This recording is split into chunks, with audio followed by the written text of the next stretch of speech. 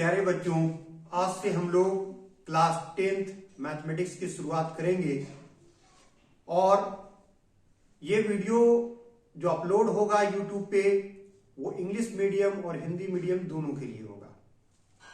English के लिए separate video आपको देंगे जो सिर्फ इंग्लिश पे ही होगी, वो इंग्लिश मीडियम वाले स्टूडेंट्स के लिए, और जो हिंदी में वीडियो बनेगा वो सारी चीजों को आपको हम हिंदी में समझाएंगे, हिंदी में बताएंगे।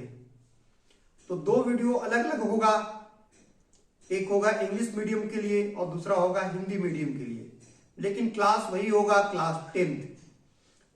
10th मैट्रिक के लिए, बोर्ड के लिए, प्रिपरेशन के लिए। और आज हम लोग जिस टॉपिक की शुरुआत करेंगे उस टॉपिक का नाम है ट्रिगोनोमेट्री। बहुत ही इंपॉर्टेंट टॉपिक है क्लास 10th के लिए।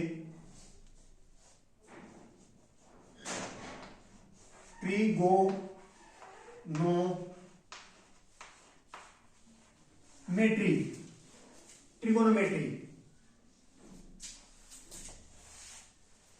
इस चैप्टर की शुरुआत करेंगे हम लोग, यह हमारा पहला होगा और धीरे धीरे सारे चैप्टर को हम लोग कवर करेंगे जो सीबीएसई से रिलेटेड होगा, और एनसीईआरटी बुक को भी फॉलो करेंगे हम लोग, ताकि क्वेश्चंस कोई भी आए एग्जाम्स में वो क्वेश्चन छूटे नहीं। साथ साथ उसकी कॉन्सेप्ट भी समझेंगे हम लोग। जैसे ट्रिगोनोमेट्री है तो ट्रिगोनोमेट्री क्या है, इसमें किस तरह के क्वेश्चंस आएंगे और कैसे सॉल्व करेंगे, वो सारी चीजों को हम लोग सीखेंगे। देखो, ट्रिगोनोमेट्री होता है measurement of three angle is called the trigonometry. ये ग्रीक के 3 वर्ड से मिलकर बना है, ठीक है, उतनी जानने की जरूरत नहीं है, बस ये समझ लो कि ट्रिगोनोमेट्री जो बना है ग्रीक वर्ड है, इसके 3 वर्ड्स के मिलने से बना है। The combination of 3 Greek words is called trigonometry. तो ट्रिगोनोमेट्री में पढ़ते क्या है, measurement of 3 angle, measurement of 3 angle यही पढ़ते हैं हम लोग। क्लियर? अच्छा, ट्रिगोनोमेट्री में देखो, जब भी बात होती है तो एक ट्रायंगल की बात होती है, और वो भी ट्रायंगल जो होता है वो राइट एंगल ट्रायंगल होता है। ट्रायंगल क्या होता है? Always right angle triangle. Right angle triangle किसे कहते हैं, उससे पहले समझो ट्रायंगल किसे कहते हैं। ट्रायंगल किसे कहते हैं? The area bounded by the 3 side is called triangle. The area bounded by 3 side, देखो यहां 3 साइड है, 1 2 3, तो ये जो एरिया जो है that is called triangle. The area bounded by the 3 side is called triangle, उसे हम ट्रायंगल कहेंगे। 3 साइड से जो बॉन्डेड होगा, जो एरिया होगा, उसे ही, जो रीजन होगा उसे ही हम लोग ट्रायंगल कहते हैं। अब पढ़ेंगे हम लोग राइट एंगल ट्रायंगल, कि राइट एंगल ट्रायंगल किसे कहते हैं। तो जो ट्रायंगल, जिस ट्रायंगल का कोई भी एक एंगल 90 डिग्री हो, that triangle having one angle is 90 degree is called right angle triangle. जिस ट्रायंगल का कोई एक एंगल 90 डिग्री का होगा उसे हम लोग कहेंगे right angle triangle. That triangle having one angle is 90 degree. देखो, किसी भी ट्रायंगल में 3 एंगल होता है, ये भी एक एंगल है, ये भी एक एंगल है और ये भी एक एंगल है। तो 3 एंगल्स में वन एंगल अगर 90 डिग्री का हो गया तो इस ट्रायंगल को कहेंगे right angle triangle. Is it clear? समझ में आ रहा है? और राइट एंगल ट्रायंगल में ये जो 2 एंगल बन रहा है, सपोज दैट एक बन रहा है थीटा, दूसरा बन रहा है अल्फा, ठीक है, 2 अदर एंगल्स है, इसे क्या कहते हैं? तो 90 डिग्री एंगल को हम लोग राइट एंगल कहेंगे, 90 डिग्री का जो एंगल होगा, 90 डिग्री की जो एंगल होगी उसे राइट एंगल कहेंगे, और 90 से छोटा हुआ less than 90 degree is called acute angle. यहां पर क्या होगा, लेस देन 90 डिग्री, जैसे theta is less than 90 degree है या alpha is less than 90 degree है, तो less than 90 degree angle is called acute angle. तो इसे हम लोग क्या कहते हैं, इसे हम लोग कहते हैं एक्यूट एंगल। एक्यूट एंगल, ये भी एक्यूट एंगल होगा, क्योंकि हम लोग जानते हैं क्लास 9 में पढ़े हो आप कि the sum of three angle of a triangle is always 180 degree. किसी भी ट्रायंगल का सम ऑफ एंगल्स होता है वो ऑलवेज 180 डिग्री होता है। The sum of all angle of a triangle is always 180 degree. तो किसी भी ट्रायंगल का अगर तीनों एंगल को मेजर करोगे तो 180 डिग्री होगा। अगर ये एक 90 डिग्री हो गया, इट मींस ये दोनों एंगल का सम जो होगा वो 90 डिग्री होगा। अगर मान लो एक का अगर 1 डिग्री भी होता है तो दूसरा 89 डिग्री होगा, और दोनों 90 डिग्री से छोटा है। Both are less than 90 degree. So here alpha and theta both are called the acute angle. इसे हम लोग एक्यूट एंगल कहेंगे, क्योंकि both are less than 90 degree, दोनों 90 डिग्री से छोटा है। क्लियर है? अब देखो इस राइट एंगल ट्रायंगल में जो एक्यूट एंगल, सपोज दैट हम इसे ले रहे हैं, एक्यूट एंगल कौन सा ले रहे हैं? थीटा। ये एक्यूट एंगल है, ये तो 90 डिग्री है। एक्यूट एंगल का जो फ्रंट में जो होता है, the side in front of the acute angle is always called perpendicular and it is denoted by P। जो एक्यूट एंगल का जो फ्रंट में होगा उसे हम परपेंडिकुलर कहते हैं, ठीक है, और इसे P से डिनोट किया जाता है। द इंक्लाइंड लाइन, जो हमेशा जो तिरछी रेखा है, inclined line, that is always called hypotenuse, और इसे हम लोग इससे डिनोट करते हैं। एंड द रेस्ट, और रेस्ट हो गया कौन? ये, इसे कहते हैं बेस। क्लियर? एक्यूट एंगल के जो फ्रंट में होगा परपेंडिकुलर, हमेशा इंक्लाइंड लाइन जो होगा तिरछी रेखा वो और सबसे बड़ा होता है। The inclined line is greater than the other one, ये दोनों से बड़ा होगा, या सबसे बड़ा बोलो, ग्रेटेस्ट साइड बोल सकते हो। तो ये सबसे बड़ा साइड होता है एच, किससे? परपेंडिकुलर और बेस दोनों से होता है। क्लियर है? सपोज दैट ये एंगल चेंज कर जाए,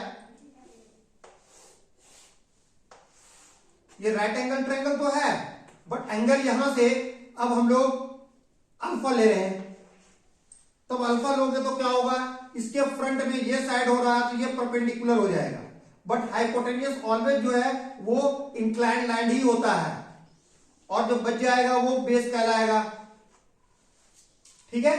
तो यहां पर देखो परपेंडिकुलर इस तरफ यहां था, जबकि यहां नीचे में आ गया। यहां पर देखो बेस नीचे था तो ये परपेंडिकुलर की जगह पे चल गया।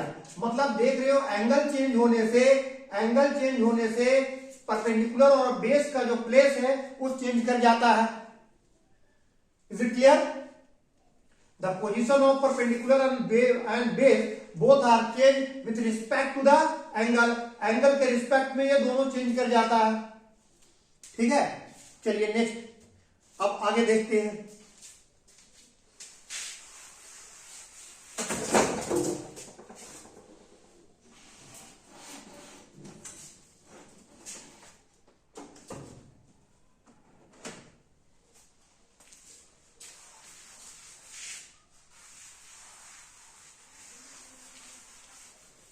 नेक्स्ट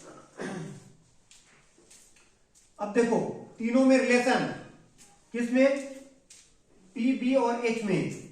सबसे बड़ा इसमें हम आपको बताएं कि अगर ये राइट एंगल ट्रायंगल है, इसका वन एंगल 90 डिग्री हो, अगर ये थीटा होता है तो इनके फ्रंट में जो होगा वो परपेंडिकुलर होगा, ये हाइपोटेन्यूस होगा और ये बेस होगा। तीनों में क्या रिलेशन है? तो सबसे बड़ा जो साइड होता है वो होता है एच। तो एच स्क्वायर इक्वल टू होता है P square plus B square. Clear? इसे आप इस तरह भी लिख सकते हो, H equal to P square plus B square. एक तरफ से स्क्वायर हटेगा, दूसरी तरफ रूट चढ़ेगा। सेकंड, अगर पी स्क्वायर फाइंड आउट करना है तो ये सबसे बड़ी भुजा होती है, सबसे बड़े साइड्स होते हैं H square minus B square, और इसे लिख सकते हो P equal to root under H square minus B square.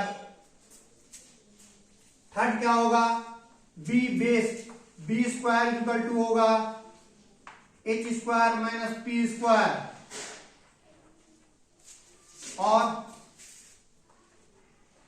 b equal to होगा root under H square minus P square. तो दोनों इक्वली है, दोनों सेम है। आप समझ गए कि एच पी और बी में क्या रिलेशन होता है। यह फार्मूला बहुत ही इंपॉर्टेंट है, आगे आपको काम आएगा। अब चलो, अब साइन कॉस एंड टेन, इसकी रेशियो के बारे में बात कर ले। साइन कॉस और टेन, साइन कॉस और टेन का क्या रेशियो होता है, क्योंकि ट्रिगोनोमेट्रिक रेशियो आपको पढ़ना है। तो साइन कॉस और टेन, देखो इसको याद रखने का आसान तरीका है, इसको इस तरह याद रखोगे, पंडित बोल, पंडित एच से हरी, एच से हरी, हरी हरी और बी से बोल, पंडित बोल, पंडित हरी हरी बोल, एच से सोना, सी से चांदी, टी से तौल, सोना चांदी तौल। It means sine equal to P by H, cos equal to P by H, tan equal to P by B. Here we get the formula of sin, cos and tan through this trick. इस trick के जरिए हम लोग को sine का मिल गया value p by H, cos equal to p by H and tan equal to p by b। Clear है। अब साइन का ऑपोजिट होता है cos x, कॉस का ऑपोजिट होता है sec और tan का ऑपोजिट होता है cot। ठीक है। अब क्या करोगे, ये इसका ऑपोजिट होता है तो आप भी इसको टर्न कर दो, निकल जाएगा cos x। साइन का ऑपोजिट cos x, तो इसका साइन का वैल्यू को टर्न कर दो, ये h ऊपर चल जाएगा और पीछे नीचे आ जाएगा। cos का ऑपोजिट होता है sec, तो इसको उलट दो, ये हो जाएगा h by p। cot tan का ऑपोजिट होता है, इसको टर्न कर दो, it becomes b by p। तो यहां हमें मिल गया cos x is equal to h by p, sec is equal to h by p and cot is equal to b by p। Clear है। तो यहां कुछ फार्मूला हमने आपको बताए, ये फार्मूला बहुत ही इंपॉर्टेंट जो आगे आपको काम आएगा। ठीक है, इतना चीज समझ में आ गया आपको। अब चलो नेक्स्ट,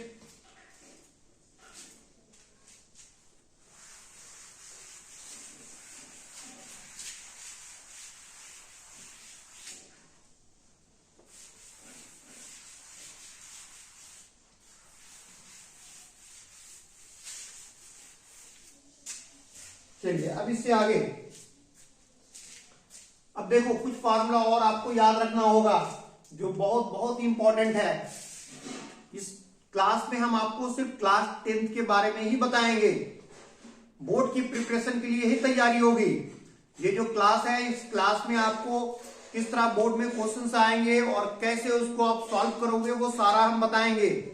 या इंपॉर्टेंट क्वेश्चन कहिए या फिर बेस क्वेश्चन कहिए, वो भी हम आपको बताएंगे कि क्या इंपॉर्टेंट क्वेश्चंस है इस एग्जाम के लिए, मतलब 2023 के लिए जो चल रहा है अभी। तो आपके अपकमिंग जो एग्जाम्स आने वाले हैं, जो प्री बोर्ड हो या बोर्ड हो, वो दोनों एग्जाम में कवर करेगा ये। ठीक है, तो सीबीएसई का कोई भी पैटर्न का क्वेश्चन हो, सारे क्वेश्चन को हम लोग यहाँ डील करेंगे, बट वन बाय वन, एक एक करके, धीरे धीरे।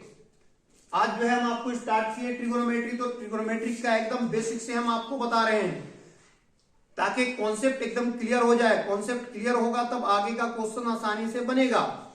और इसके बाद अगर आप साइंस लेना चाहते हो, क्लास 11-12 में अगर आप आईएससी लेना चाहते हो, साइंस लेना चाहते हो, तो क्लास 10th का मैथ्स बहुत इंपॉर्टेंट है कि होना चाहिए अच्छा। मैथ्स, साइंस और इंग्लिश, ये तीन ऐसे सब्जेक्ट हैं जो बहुत अच्छी होनी चाहिए आपकी। तब आगे जाकर के आप साइंस लोगे तो साइंस समझ में भी आएगा और बनाने में मजा आएगा, पढ़ने में मजा आएगा, नहीं तो आपको प्रॉब्लम क्रिएट करेगा ये।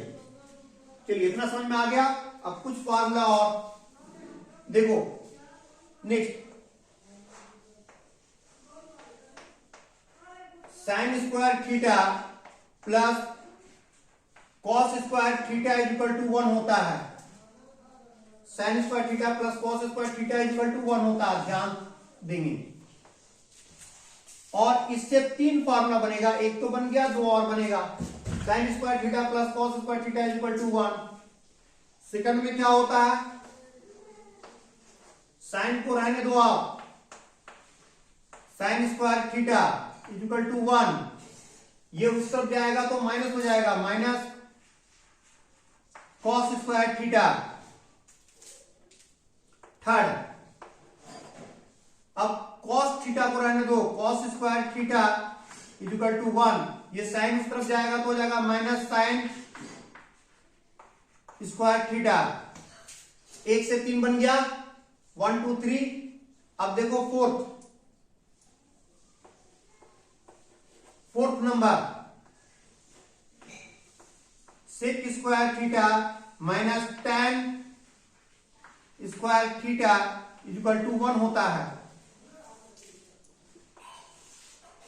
इससे भी 3 बनाएंगे, ठीक है। गोया आपको एक ही फार्मूला ये याद रखोगे, 3 अपने आप याद हो जाएगा, और आप जब भी देखोगे तो एक फार्मूला से ही बन जाएगा। आगे हम बना के दिखलाएंगे आपको। चलिए, फोर्थ नंबर फार्मूला हो गया sec square theta minus tan square theta equal to 1। Suppose that अगर हम सेक स्क्वायर थीटा का वैल्यू निकालते हैं तो ये उस तरफ जाएगा तो क्या हो जाएगा, प्लस टेन स्क्वायर थीटा। और सपोज दैट अगर हमको टेन स्क्वायर थीटा का वैल्यू निकालना है तो क्या लिखेंगे, tan square theta equal to, ये 1 इस तरफ आ जाएगा तो माइनस हो जाएगा, sec square theta minus 1। Is it clear? तो इससे आपको भी 3 बन गए। तो गोया 2 फार्मूला अगर याद रखते हो तो 6 फार्मूला आपको याद हो जाएगा। Next formula number 7, cosec square theta minus cot square theta equal to 1। इसका भी वैल्यू 1 होता है।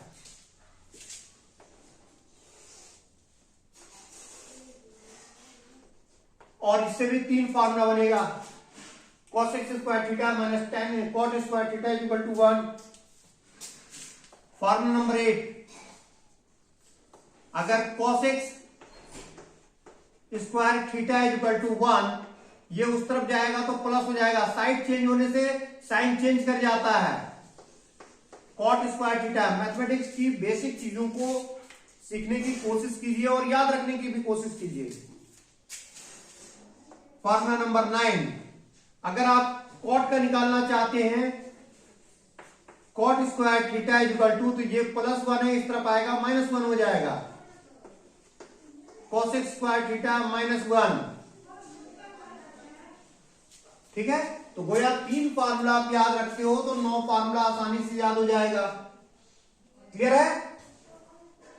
अब अगला 9 फार्मूला बनाना हम लोग सीखेंगे, तो टोटल 18 फार्मूला हो जाएगा। क्लियर है?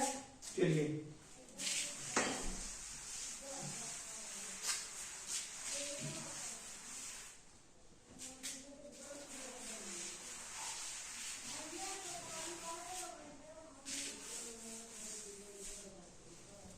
नेक्स्ट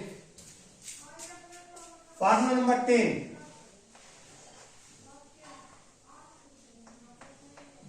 साइन थीटा और इसका ऑपोजिट होता है cosec थीटा। दोनों का जब प्रोडक्ट निकालोगे तो वो ऑलवेज 1 के बराबर होगा।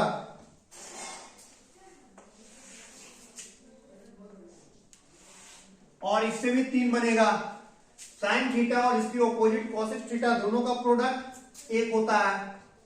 Formula number 11, sine theta equal to 1, ये देखो मल्टीप्लाई में है तो डिवाइड में आ जाएगा, cosec थीटा।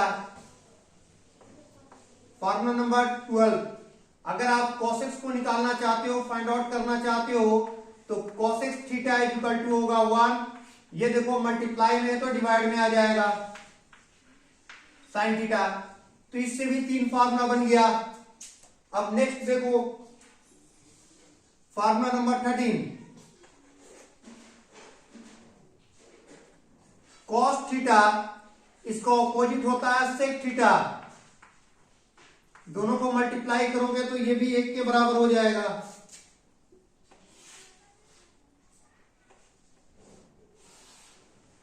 ठीक है, cos theta into sec theta is equal to 1। Clear है? अब इससे भी 3 फॉर्मूला बनाएंगे।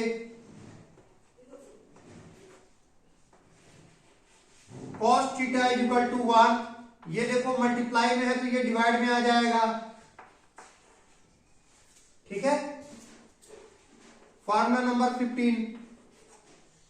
अगर ये सेक थीटा अगर रखते हैं हम लोग, sec theta is equal to 1, तो ये कॉस थीटा नीचे आ जाएगा। It mean sec theta is equal to 1 by cos theta. तो गोया यहां से 2 फार्मूला से आपको 6 फार्मूला यहां भी बना लिए। अब तक के 15 फार्मूला हो गया आपका। चलिए next formula number 15। tan theta इसकी ऑपोजिट होता है कॉट। कॉट थीटा दोनों को मल्टीप्लाई करोगे तो 1 होगा। It means the product of cos tan theta and cot theta is always 1। The product of sin theta and cosec theta is equal to 1. The product of cos theta into cosec theta sec theta is equal to always 1. तो यहां पर भी इसकी value क्या होगा? 1 होगा। अब देखो आगे 16 नंबर, tan theta is equal to होगा 1। ये मल्टीप्लाई में है तो नीचे आ जाएगा डिवाइड में, cot थीटा। cot थीटा का अगर वैल्यू निकालना चाहते हैं तो 1 बाई क्या होगा? tan नीचे आ जाएगा, 1 बाई tan थीटा। तो इस तरह से वो नंबर पे थोड़ा सा ये हो गया ना, ये 16 होगा।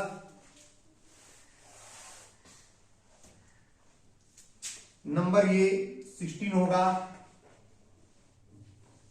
ये 17 और ये 18।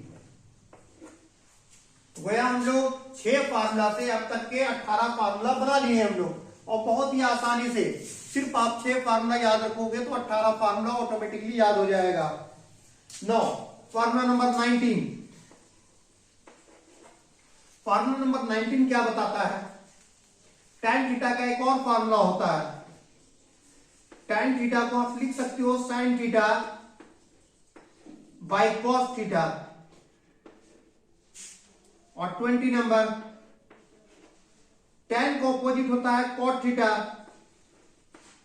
तो इसकी वैल्यू को उलट दो तो ये हो जाएगा cos theta by sin theta.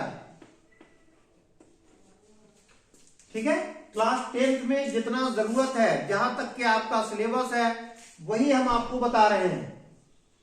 Class 10th का जो बोर्ड का जो सिलेबस है और जहां से क्वेश्चन आपका बन जाएगा, वो सारे फार्मूला हम लोग पढ़ेंगे। क्लियर है? चलिए अब आगे नेक्स्ट 20 फार्मूला यहां से हम लोग सीख लिए।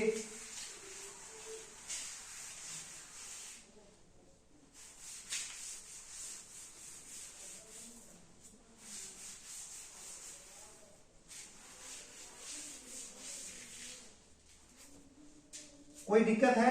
कुछ अलजेब्रिक फार्मूला है, उसे भी याद रखें आप। कौन कौन सा है जिसे आप बचपन से जान रहे हैं? a प्लस बी का होल स्क्वायर इक्वल टू होता है a का square plus 2ab plus B square. आगे आपको काम आएगा। Second formula a minus B का whole square equal to a square minus 2ab plus B square. Third a square minus B square equal to a plus B into a minus B. इस chapter में जो जो formula का use होगा वो सारा हम बता रहे हैं आपको, कैसे आप क्वेश्चन को सॉल्व करोगे। ठीक है, अगर इसे आप नहीं जानते हो तब तो दिक्कत है आपको, तब तो दिक्कत है आपको। नेक्स्ट देखो, a प्लस बी का whole cube is equal to होता है ए का cube plus 3a² b plus b cube. ठीक है, इतना भी अगर आप याद रख लेते हो तो आगे जो फार्मूला आएगा इससे आप बना सकते हो। ठीक है, ये सारे इंपॉर्टेंट फार्मूला है। अब चलिए कुछ और इंपॉर्टेंट फार्मूला की तरफ हम लोग कि और क्या क्या आपको जरूरत हो सकता है।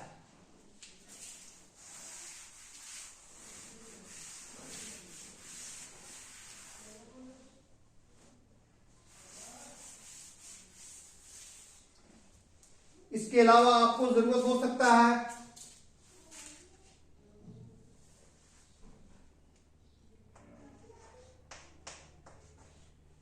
sin 90 degree minus theta, sin 90 degree minus theta. Question को सॉल्व करने के दरमियान during the solving of the questions you need some formula like sin 90 degree minus theta. इस तरह के फार्मूला की आपको जरूरत होगा।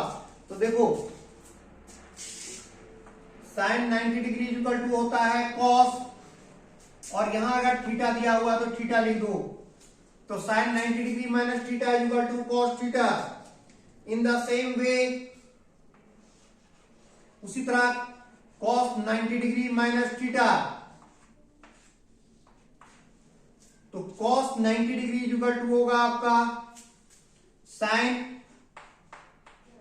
और थीटा है तो थीटा उतार दो। cos 90 degree minus theta equal to sin theta. Again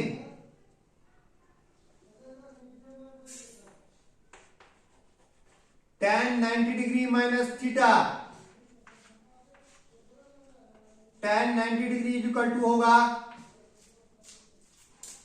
cot, और थीटा है तो थीटा। उसी तरह से cot 90 डिग्री माइनस थीटा, तो cot 90 डिग्री इक्वल टू होगा tan, और थीटा है तो थीटा। अब आइए, अब अगर सेक दे रखा है सेक 90 डिग्री माइनस थीटा, तो सेक 90 डिग्री इक्वल टू होता है cosec, cosec, और थीटा है तो theta. Again cosec 90 degree minus theta, तो cosec 90 डिग्री इक्वल टू होगा सेक थीटा। तो ये सारे फार्मूला आपको काम आएंगे। इस फार्मूला को देखो डिफरेंट कलर से लिखे हैं, उसका वजह यह है कि साइन को अपोजिट कॉस, कॉस को अपोजिट साइन होगा। उसी तरह tan को अपोजिट कॉट, और कॉट को opposite tan। In the same way sec को अपोजिट होगा cosec, एंड cosec को अपोजिट होगा sec। यहां सब पेयर में है, इसलिए हम डिफरेंट कलर का यूज किए ताकि आपको समझ में आए। ये सारे फार्मूला क्लास 10 बोर्ड के लिए बहुत बहुत बहुत इंपॉर्टेंट है। इसके बगैर आप क्वेश्चन सॉल्व नहीं करेंगे।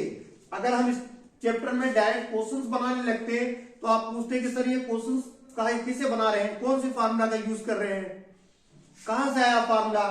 तो पहले सारे फार्मूला को जानना जरूरी है, तब आप जाकर के क्वेश्चन को सॉल्व करोगे, तब आसानी से आप सॉल्व कर सकते हो। ठीक है, चलिए आज के लिए इतना ही। अगले क्लास में हम आपको ट्रिग्नोमेट्री का और आगे की हम चीजें बताएंगे आपको कि क्या क्या चीजें आएंगे और किस तरह से क्वेश्चन सॉल्व होगा। वो क्वेश्चन को सॉल्व करके भी दिखलाएंगे हम। ठीक है, चलिए ओके, थैंक यू।